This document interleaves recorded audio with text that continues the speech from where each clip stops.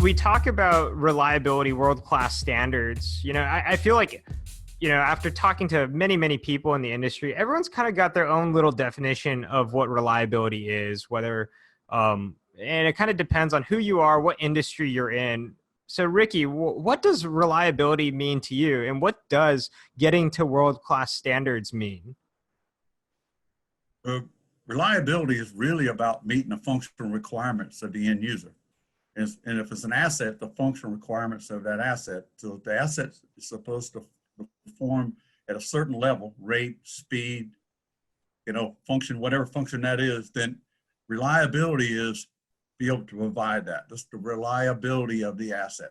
It's Mm-hmm. like buying a new car. We don't want to buy a new car and it break down. So we want it reliable. But the same thing goes true.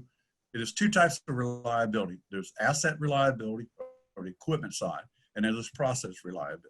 And if we don't have both stable and in a focused effort to keep us there, then we're not going to be fully successful. We may be successful, but not where we could be.